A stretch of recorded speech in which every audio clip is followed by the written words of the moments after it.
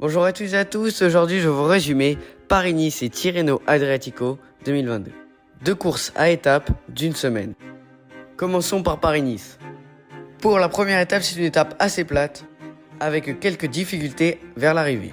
Juste pour vous rappeler que sur chaque étape de Paris-Nice, il peut y avoir des bordures, le vent étant très présent sur toutes les étapes.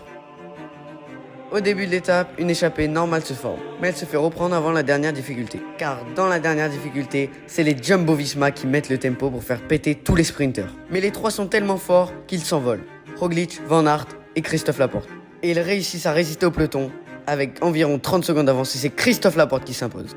Il s'empare donc du maillot jaune. Pour la deuxième étape, c'est une étape toute plate avec normalement énormément de vent. Et au début d'étape, il y a des chutes, car il y a beaucoup de tension. Et à 100 km de l'arrivée, les premières bordures se forment. C'est les Jumbo-Visma qui font tout péter. Et c'est une arrivée en comité réduit. Et c'est Fabio Jakobsen qui vient s'imposer juste devant Wout van Aert au sprint. Au général, toujours Christophe Laporte leader. Pas de grands favoris piégés hormis David Gaudu qui est tombé. Pour la troisième étape, c'est une étape assez vallonnée. Avec pour arriver une bosse assez légère. Et au sprint, à l'arrivée, entre costauds, c'est Mats Pedersen qui était le plus fort et qui vient surclasser Wout van Aert. C'est même Brian Cocard qui vient finir deuxième. Wout van Aert, troisième. Au général, toujours pareil, c'est Christophe Laporte le leader, même s'il a subi une chute dans le dernier kilomètre. Pour la quatrième étape, c'est le chrono qui attend les coureurs. Un chrono d'environ 15 km assez vallonné. Et on le savait, sur ce domaine, c'est les Jumbo-Visma qui étaient le plus fort. En particulier Wout van Aert qui est venu coiffer sur la ligne Primož Roglic pour 2 secondes. Et c'est un nouveau triplé pour les Jumbo-Visma, car c'est Juan Denis qui vient faire troisième. Au général, Wout van Aert s'empare du maillot de leader. On se retrouve pour la cinquième étape, et c'est une étape vraiment vallonnée, avec 2 cols première catégorie. Au début de l'étape, une échappée basique se forme, avec notamment Brandon McNulty. Dans le peloton, on accélère, et ça fait même lâcher Wout van Aert, le maillot jaune. Dans l'échappée, Brandon McNulty s'envole. Derrière, Frank Bonamour et Jorgensen le poursuivent, mais l'échappée avait pris du champ, et c'est McNulty qui s'impose. Quelques minutes plus tard, on retrouve le peloton, pas de gros favoris lâchés. Après la défaillance de Van Aert, c'est Primož Roglic qui s'empare du maillot jaune. Pour la sixième étape, c'est une étape encore assez vallonnée, même si certains sprinters peuvent quand même passer. Au début de l'étape, une échappée basique se forme à 30 km de l'arrivée, elle se fait reprendre. À 10 km de l'arrivée, c'est Mathieu Burgodeau qui attaque en facteur et qui réussit à creuser un trou d'environ 20 secondes.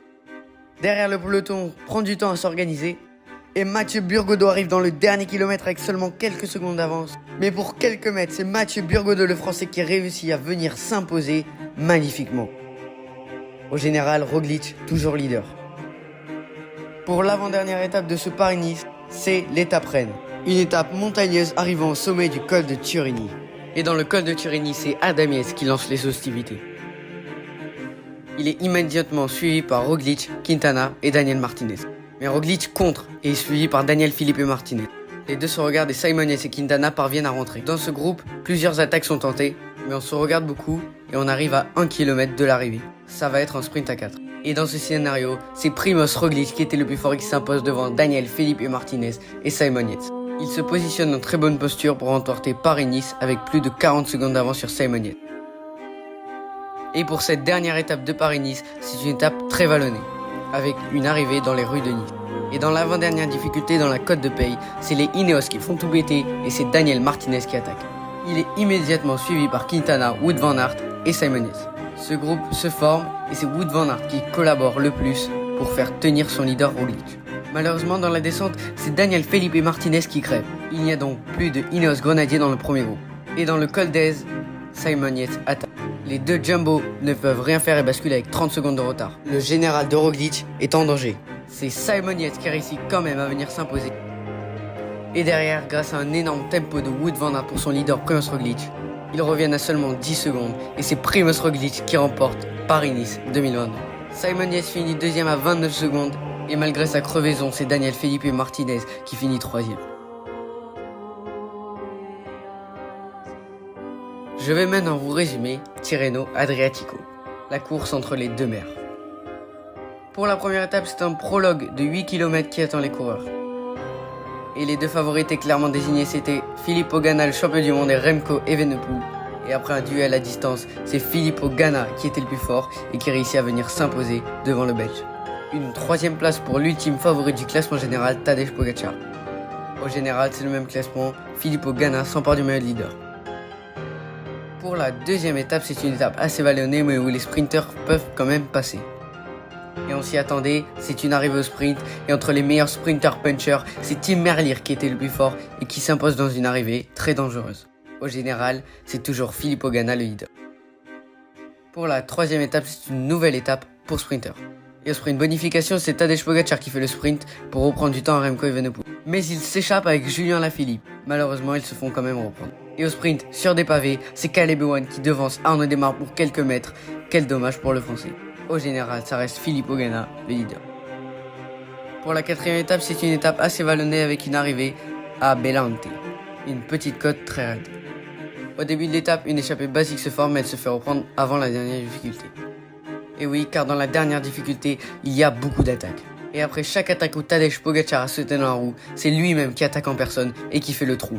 Personne n'est capable de suivre et c'est lui qui vient s'imposer au sommet de Bellante. Jonas Vingegaard, deuxième. Au général, c'est Tadej Pogačar qui s'empare du maillot leader. Pour la cinquième étape, c'est une nouvelle étape vallonnée pour baroudeur ou puncher. Et au début de l'étape, une échappée se forme avec Warren Barguil notamment. L'échappée prend énormément de champ et part vers la victoire. Derrière, dans le peloton, ça attaque avec Pogačar, Remco Evenepoel et Vingegaard. Mais au lieu de tourner à droite dans la descente, ils font un tout droit et se font donc rattraper par le peloton. Devant, Warren Barguil s'envole et réussit à distancer tous ses coéquipiers d'échappée et s'impose au sommet. Au général, Pogačar toujours leader. Pour l'avant-dernière étape, c'est la première grosse étape de montagne avec la célèbre montée des Carpegna à faire 2 fois. Au début de l'étape, une échappée basique se forme avec notamment Julien Alaphilippe. Mais elle se fait reprendre lors du deuxième passage, lorsque Mikel Landa lance les hostilités. Et quelques hectomètres plus tard, c'est Tadej Pogačar qui en met une grosse. Il s'envole, personne ne peut suivre, et il prend 1 minute d'avance très rapidement. Derrière un groupe avec Mas, Porte, Landa et Vingegaard se forme. Il bascule avec 1 minute de retard. Et dans la descente, c'est Enric Mas qui tombe, ce qui provoque de nouvelles attaques de Vingegaard et Landa notamment. Devant, c'est Tadej Pogačar qui s'impose avec plus d'1 minute 40 d'avance. Un peu plus tard, on retrouve Vingegaard et Landa pour le podium. Au général, Tadej Pogačar toujours leader. Et pour cette dernière étape, c'est une étape pour pur sprinter. Et comme on s'y attendait, c'est une arrivée au sprint. Et Arnaud Démare qui se fait enfermer sur la droite est battu par Phil Bowes qui s'impose magnifiquement. Au général final, c'est Tadej Pogačar qui remporte son deuxième Tirreno Adriatico, assez largement devant Jonas Vingegaard et Mikel Landa. On remarque notamment une superbe 8ème place de Thibaut Pinot et une honorable 6ème place du jeune Thymen Arensman. Et vous, qu'avez-vous pensé de ces 2 courses à étapes? N'hésitez pas à me donner votre avis dans les commentaires. Et j'ai plus qu'à vous donner rendez-vous dans une nouvelle vidéo. D'ici là, portez-vous bien. Ciao ciao.